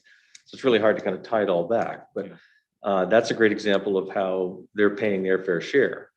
And there's something in the development world that, people may not appreciate that, just because the last development in can't be the one to fix all the ills of the past and the evils of the past. And they need to pay their fair share. That's what an impact fee intends to do, is you pay your incremental impact to help mitigate this problem. The TMP approach really has taken that to a whole new level. Most of the time it's a little piecemeal here and there, and you don't even see the effect of it. We're going to see some appreciable changes that ought to make a noticeable difference. Yeah, I think that's a really good point though. And again, like to me, that's where when I think about the decisions we have to make going forward, like, yes, we need to consider the Downs and the impact of the Downs, but we also have other decisions around it that need to be considered as well that unfortunately might impact the Downs from their view in a negative way, because we have to look at the big picture and some of the other competing priorities and challenges. And so I think that's, to me, it's how do we like look at the Downs as the Downs, but also recognize that it is part of the bigger Scarborough and there are other decisions happening around it that, because the Downs is part of Scarborough, is also impacted by those other competing decisions we need to make. Because that traffic example is a good point of, it's probably not just the Downs that's going to be adding to the volume, but there's things happening even in surrounding towns. Sure. Or even things that the state's gonna do to try and alleviate that, like it doesn't all fall on Yeah. town, so I mean, If How the do we- toll, if the toll revenue goes up, you could probably expect to see an increased volume on Route 1 because people don't want to pay the extra dollar. I mean, Yeah. It's also two factors. But to Chairman Johnson's point, yeah, very intentionally, we did not include capital costs in that analysis. One, I think it added a level of complication and uncertainty as to how to layer that in for what and when, and how to attribute it to different development types made it even more complicated. And you know, whether it was right or wrong, we thought that there were other ways that was being provided for in terms of impact fees and such. There's another way to cover those costs. But it's a fair point. Sure. And I guess the final point in that is, with the exception of schools, in my opinion, most everything else can be absorbed. It's kind of incremental impact. So, you know, an extra mile of road might mean we all wait 5 more minutes for our street to get plowed, or at some point we'll have to bring on an extra truck and a driver. But it's smaller incremental impacts than you reach a breaking point at a school and you're going to need to, you know, build new facilities. Most everything operationally can absorb more. It's longer wait times or longer service delivery is probably the impact. And I think sometimes we forget that, take away the downs, we would have expected to grow by that 3,000 or so people over the course of the next 20 years, if you looked at forecasts that were done before the downs are around. So those people are coming here. The difference is with the downs, we know where they're going. There's a concentration. We've been able to really plan for and talk about that. But those 3,000, 3,600 people don't go away if you took the downs away. So, and that's where it gets murky if you try to assign, you know, all the different types of costs that you could come up with to new growth. It's the challenge that, you know, I was a planner for the city of Austin. Austin is growing at, you know, 10% a year. And so we struggled with that all the time, trying to figure out what is the true cost of growth. And there's never a perfect answer to that. So for what that's worth, it's a struggle across the country trying to figure out how do you assign costs of growth. and I don't know if this was in the model spreadsheet that Paul was referencing, but in your 30-year, you know, spreadsheet, when you had those 3,600 people, how were they spread out? Were they all kind of front loaded on the front end of the assessment, or were they spread out evenly? They were not evenly. The downs provided really a year by year growth forecast of their units, of what their building plan was. So some years there were more units than others. Some years there were more single family units coming in. Those are coming in later years. But it wasn't even. It wasn't just, I think their total number of housing units is going to be, 1,900, so about 2,000.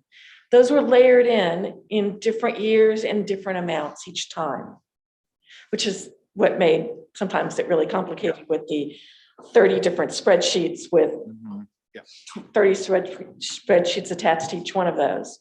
How did you guys assume that, just knowing that the market can be volatile? Like what assumptions went into kind of? A couple of things. Number one, we took their input. So Jim DeMesis had done the marketing piece. That marketing piece was also evaluated by one of our market forecast. Market forecast. I'm sorry, thank you.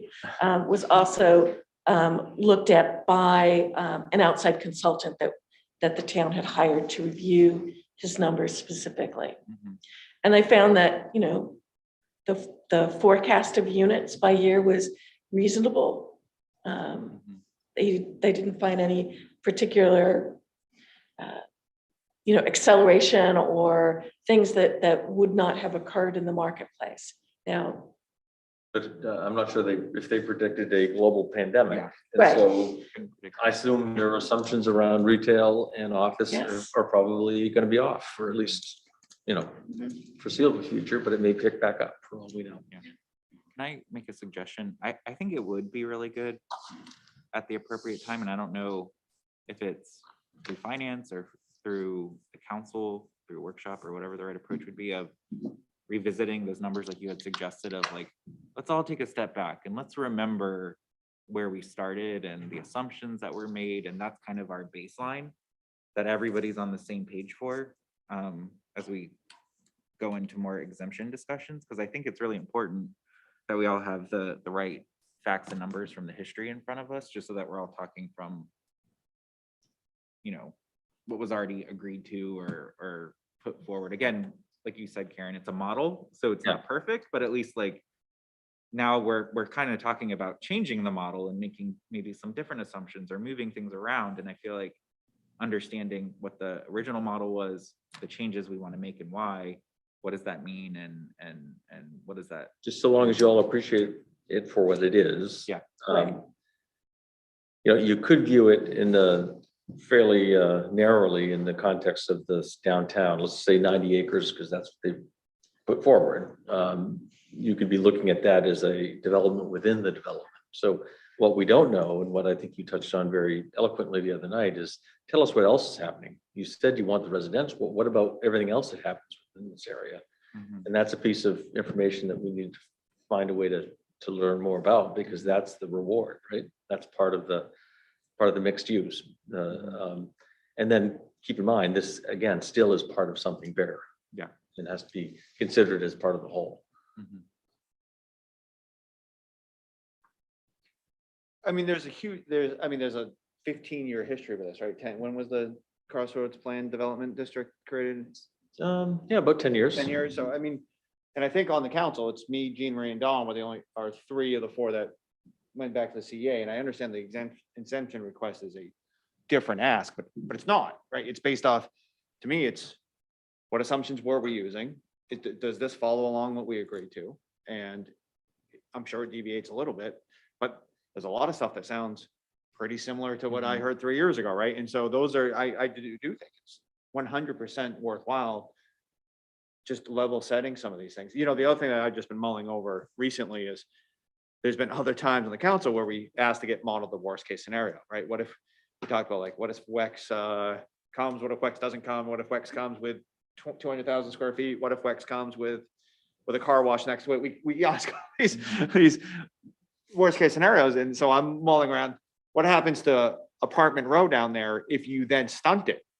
Right. And I think that's one of the things that we need to consider, right? If you decide you're going to build a big row of multifamily with promises of X, Y, and Z, and then you don't, right? What happens to that area? What happens to the fact that there's 400 units? People are not getting what they came for. Does the value of those units go down, right?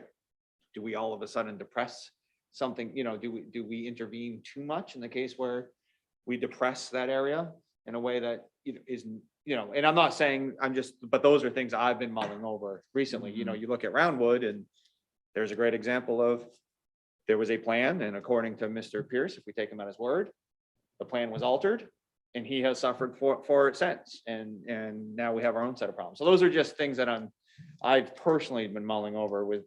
We're going to talk about some of the modeling. I think there's another side to that model, right?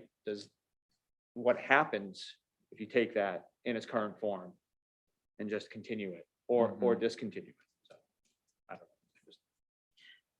So I just want to clarify. So Yes. it sounds like a little bit about what you're talking about is maybe just have a little bit of history of what's happened, you know, starting from pick a point in time. So that I think is easy to document. So, and then in terms of updating the model, I think we've got some of the major pieces to update some of I say update the model, we're talking about updating the factors, if you will, that go into it. And that can be very useful. And you know, what were the 7 to 8 assumptions, the primary drivers, right? And are those the same? Yeah. Okay. Right. That's precisely what we've asked this consultant to Right. look at the methodology. Are we concerning ourselves with the right things? And then we know we can update them with more accurate budget information. That's recalibration. That's easy enough. It's really the validation of the methodology is doing as good as you can expect for what it is. Yep. And again, trends or comparisons, that's the best use of these things, Yep. not the gospel of this number. Well, and look, when Yep. that reval hit, that model changed drastically, right? So I'm not expecting, I guess it's not a gotcha thing, Right. right? I mean, the model was not as attractive once the reval hit, right? And that's just because of the way some of the tax burdens were shifted. I just think it's worth revisiting it. Sure. And to me, it's not so much about, I mean, it is about the money of it, but it's also just about, are we trending? Yep. Remember where this started. The best example I can give you is that this tool for comp plan purposes, in terms of looking at development types, the classic example is you get 20 acres. There's a big box retailer that goes on here with all the associated parking lots and what value and what cost it incurs. And then looking at various development scenarios, what else could go on that 20 acres? And what does it bring for tax dollars, and what does it demand in services in return? And in that scenario, the big box retailer is the big loser use in terms of fairly low value, high demand for public safety, and so on and so forth. They're gonna ask for an abatement after a year. or It two. could be. So that I bring that up because that's kind of where this model started. And then we really tried to fine tune and modify it for what we needed. And, Right, I think it really was a simple piece when we received this request for the CEA. It was a much higher percentage that they asked for, and we said, wow, how do we evaluate that? And that's why we started working with the numbers. There's no way we would ever get everything right, but we needed some place to start. And that allowed us to really back that percentage back down and say, we really think we need more money. We need to keep more money here. and it fully informed the final position that council took on the WEX deal. All right, we've already committed 40%. We've got cost to serve. This is, there's only so much left. We're not going to cost existing taxpayers money here. So just to go back to Counselor Johnson's comment about capital costs. So as we do this reassessment of the model, are we going to include that in there or not? Only because while I agree it's not the Downs' complete responsibility to bear that burden, but because that is where a lot of the growth is likely going to be based on our comp plan and where we want to focus growth, it does feel like that does need to be factored in somehow, just to make sure we find that sweet spot of what's the pace of growth where maybe capital doesn't become a barrier, or at what point do we get to a point where we know we're going to need some significant capital cost to any major area that we just need to consider because the growth is happening at a certain pace, right? It's like trying to find that sweet spot of like, what's the pace we can allow over an extended period of time that doesn't put us in a position for significant capital expenditure sooner than we can handle, or sooner than, our new fund model, helps us I think kind of that's look at. probably the relevant point. Is it sooner than we would have to do otherwise? Yeah. The school discussion, I distinctly recall, started long before the Downs was even on the table. Right. And that's because of, aging school facilities and for efficiencies and all sorts of other arguments, enrollment having, playing a role in that for sure. I just think it's exceedingly difficult to find out, to figure out and determine impact of a particular development, whether it's a Downs or something else, is that the thing that puts us over the edge? And if so, should it bear all that expense? I think it starts to get exceedingly difficult. Mhm. Well, let's try to rephrase that a bit, because you said something at the workshop that I thought was really interesting. April, you have to help me with this. Are all the elementary age kids from the Downs going to Eight Corners? Is that the way it's district? Right. So to me, that's so there's a really relatively straightforward analysis, right? So we know there's 27 children in there. How many of those 27 are going to Eight Corners? Right. So to me, that's just worth exploring, because none of them are going to Blue Point, none of them are going to Pleasant Hill. And so the pressure to do a consolidated elementary school is going to get more severe if Eight Corners. So it might be worth to just target into Eight Corners a bit, right? Mhm. So that's just an example of, because there's not an infinite amount of capital improvement projects Yeah. out there waiting to spill over, right? But I think looking at Eight Corners, I mean, we already know how many kids there are. We already know from the school department how many are Eight Corners. We know what proportion of the kids are going to Eight Corners. Can we do that rudimentary analysis, which honestly could be pretty straightforward. I just think that's a great example of. Yeah, that's an indicator, but I think if I'm not mistaken, the school district will not redistrict, but they'll send kids where there's capacity. I mean, they try to keep it as neighborhood centric as possible, but I know in years past, they've had kids, shifting across town because there's capacity. Yeah, they redistricted, which comes along with its own share of, unpopular outcry, but they have done that in the past. That being said, we now have portables at all 3 of our primary schools, and there's only so much redistricting you can do to spread kids out when the capacity really exists probably the most at Blue Point right now. And in terms of redistricting, that is geographically our most difficult school to draw new lines for sure. It makes sense from a transportation and Yeah. efficiency point of view to send the kids to the school that's closest where they live. So I think it's a interesting.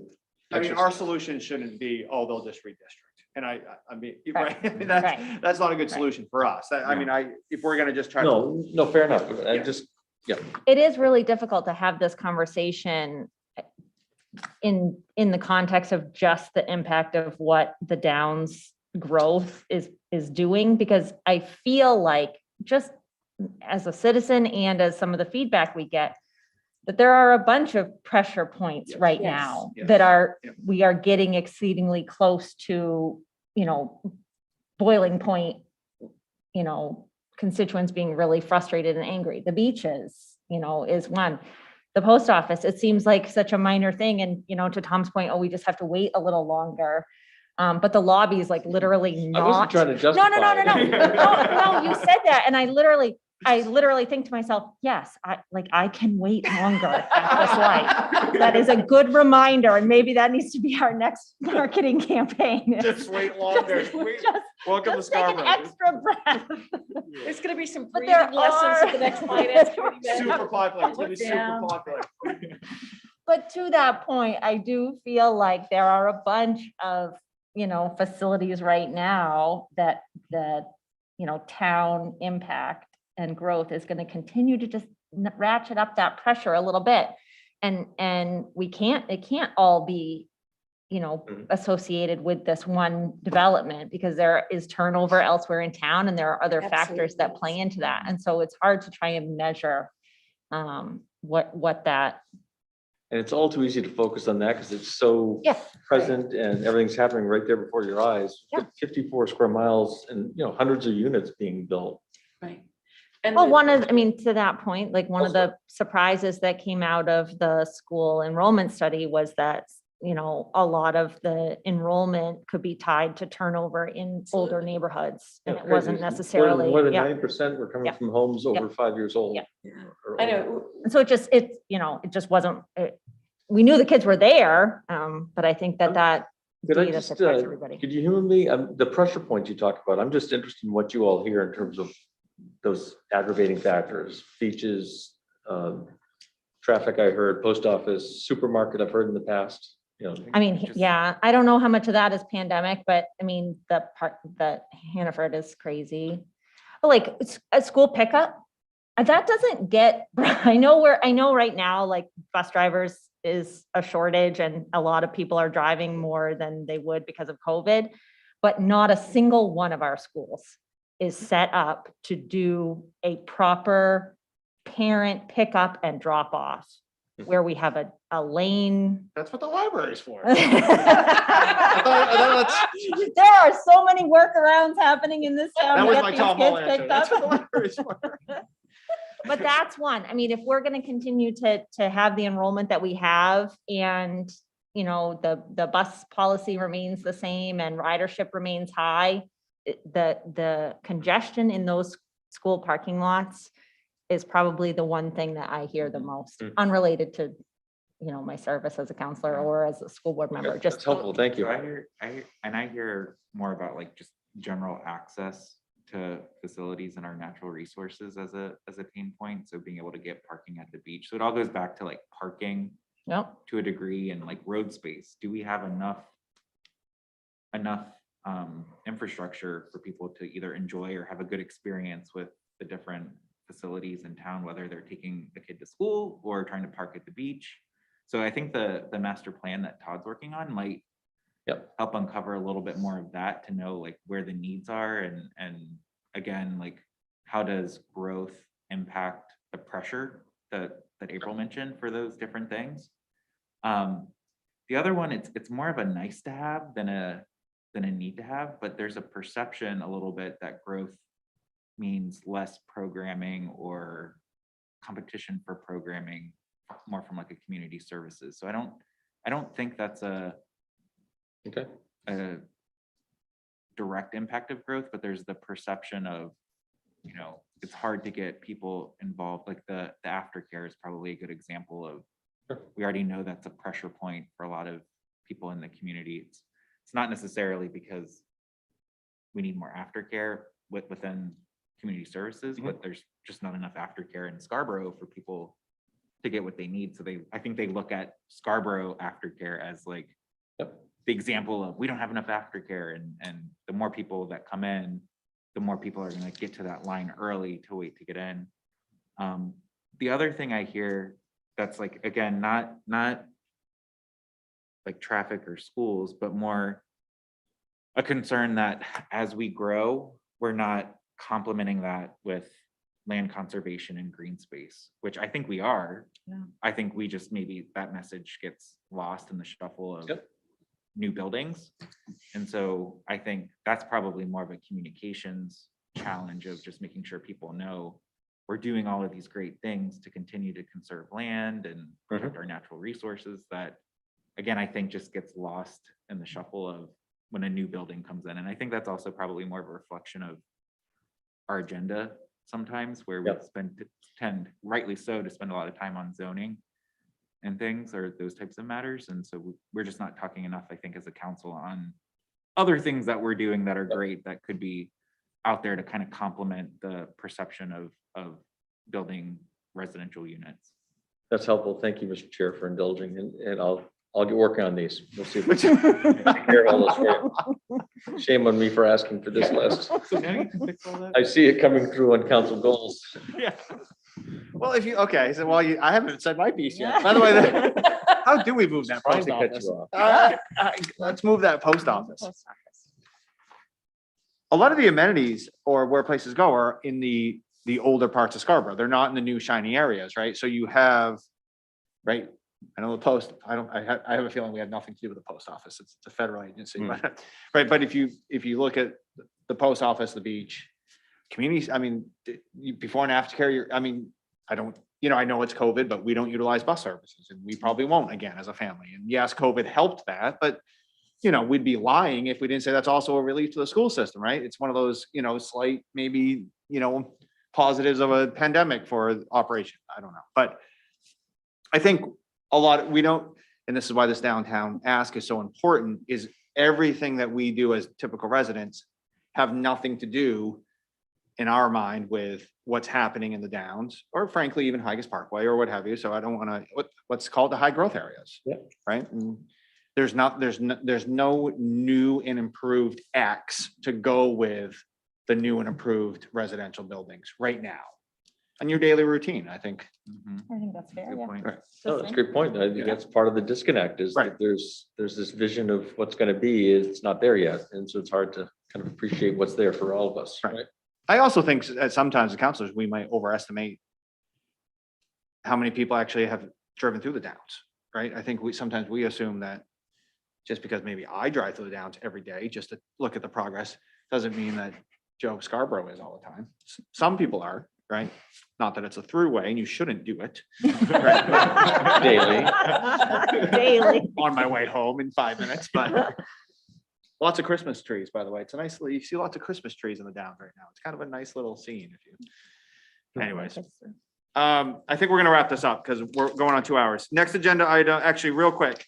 Future meeting schedule is essentially third Mondays aren't gonna work. So Tom and I started going back and forth, but I just wanted us all in the same room. And let's just get this thing, my vote is for third Tuesdays. Looks like there's no conflicts. So we could do that as our regular meeting time, third Tuesdays. Still at 4 o'clock. So I'd be okay with 4 if you guys are okay with 4. Third Tuesday at 4 o'clock. So that would put us next meeting on January. Hold on, Colette's got her old school calendar. She's flipping. Just to remind you, it's not a conflict that night, but you'll all have council the following day. So that week you'll have two. That's okay. It's better than the same day as you guys were doing for a while. Yeah. January 18th. Our next meeting will be January 18th, and we'll shoot for the third Tuesdays at 4 o'clock.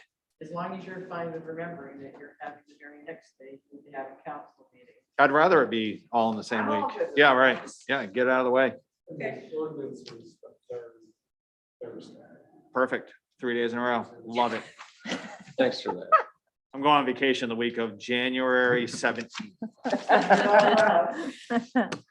All right, is that any objections, No, fellow that's- counselors? Is that good, John? That's fine. That will be good. That February. Me too. meeting, I'll be I might gone too. out of town, so we might just need to, like, in general, yes, I think that will work, but We're gonna stick it in general, we'll shift it. I'm not stating opposition, but just appreciate, that means we've got on Fridays prior to that third week, we've got staffs getting ready for ordinance, council, and finance. We'll have 3 major packets going out.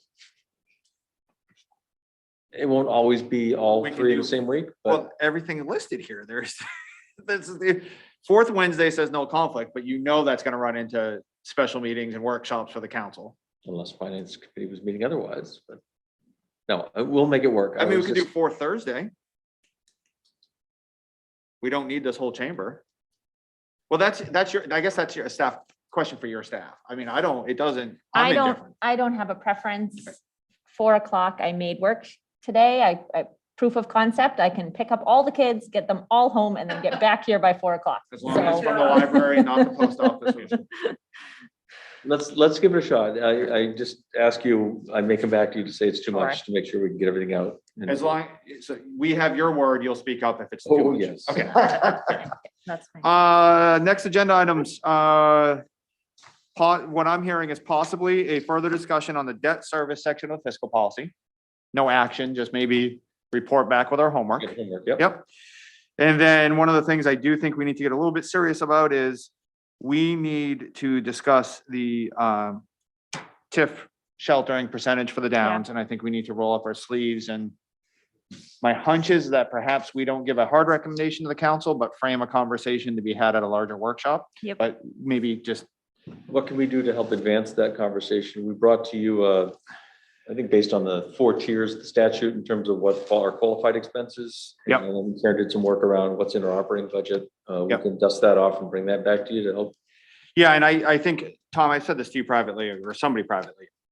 I'm pretty sure we could shelter 100% of the tax revenue and cover existing items in the operating budget. And I think that would be if we can demonstrate we can do that, what a really good place to start. Because it would be very easy to communicate. And it would get buy-in from the council. And I believe if we take the list you guys came with a couple months ago. So that's to me, that's the question. Can we withhold, what is the percentage we can withhold and cover all of it from the current operating? Because I don't want to try to get buy-in for projects that aren't really defined right now. Yeah, the only question I have, as this thing starts to really perform in the out years, we may have excess revenue that we can't. cover. Agreed, but I think we have that conversation in We 5 can- years, We right? can dial I- it back as needed. Right, right. Yeah. I'd rather go up and then dial it back. I like your thinking. Yep. Yes. Because if we can save a boatload of money now and demonstrate to the public and ourselves that it's all just taken out of the operating budget. And to do it before we become accustomed to it being in the Correct. general fund. That's Exactly. the time. Yes. So do I have a motion to recommend that? We can just take it right off the agenda. No, I'm kidding. Don't. We'll bring back. Anderson thought about it. yeah, I thought about it for a second. But that's what I think we should, if we can have, I know you already did the work of what qualifies. Let's go, what is in existence, what can we pay for? All right, with that, motion, public comment, Mr. Johnson, are you still there? Do you have anything to say? Or Christy Bradbury? Either one? Okay, with that, do we vote to adjourn or do I just adjourn? Without objection. Without objection? Oh, I'm moved to adjourn. Second? all in favor? All right. Good night, everybody. Thank you.